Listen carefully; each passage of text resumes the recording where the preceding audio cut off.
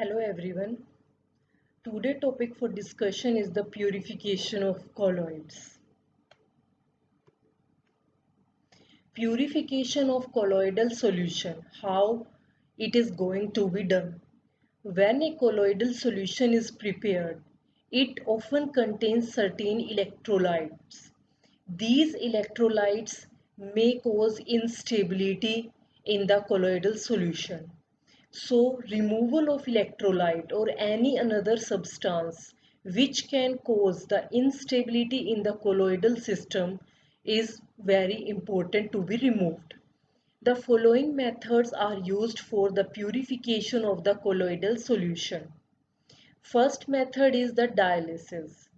Semi-permeable cellophane membrane prevent the passage of colloidal particles, yet it allows the passage of small molecules or electrolyte. So in the dialysis, we can prevent a number of particles which are not required to enter into the pure colloidal solution. But the semi-permeable cellophane membrane allow the small size particle or electrolyte to enter. So we need a better method for the purification purpose of colloidal solution. Second method is electrodialysis. In the dialysis unit, the movement of ions across the membrane can be increased by applying an electrical current through the electrodes induced in the solution. The most important use of dialysis is the purification of blood in artificial kidney machines. The dialysis membrane allows small particles to pass through, but the colloidal sized particles do not pass through this membrane. So in this membrane, purification of colloidal solution is done in very short duration of time because here electrical field is applied, and because of this electrical field dialysis process can be speed up. Then what is the application? Why we are going to make different colloidal solution? First one is the therapy. Colloidal systems are used as therapeutic agent in different areas. Therapeutic means they are going to treat some disease or something. For example, silver colloids. If we prepare colloids of silver, they act as germicidal.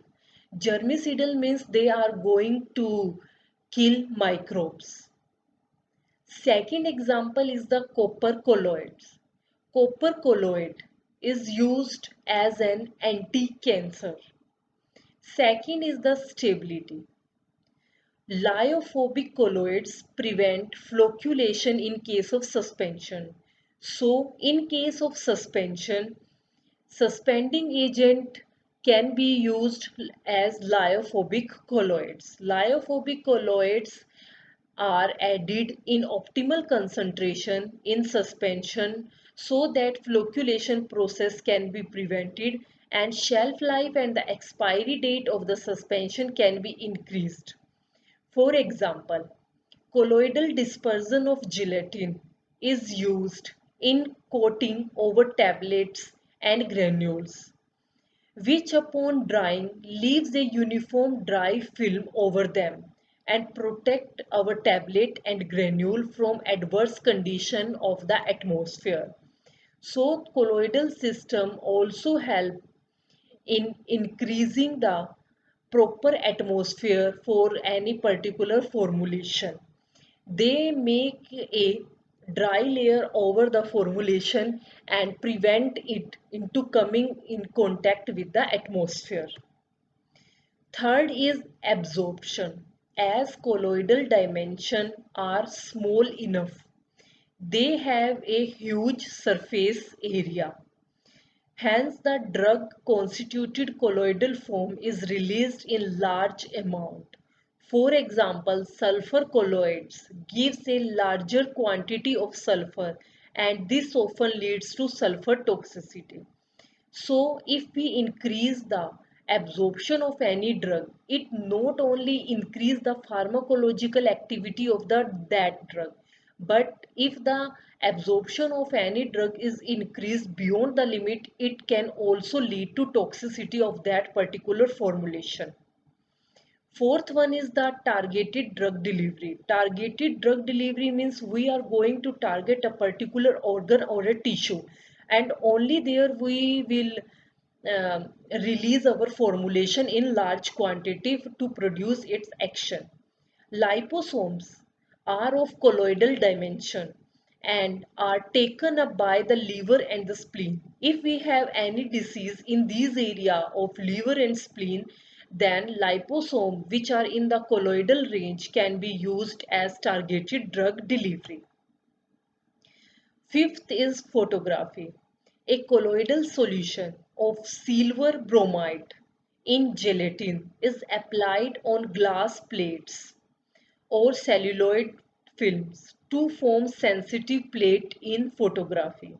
So colloidal solution is not going to be used only in the pharmacy, but it has great application in case of in the field of photography also. Sixth is clotting of blood.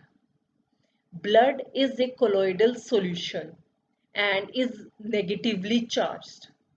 On applying a solution of ferric chloride, bleeding stops and blood clotting occurs as Fe3 positive ions, which neutralize the ion charge on the colloidal particle.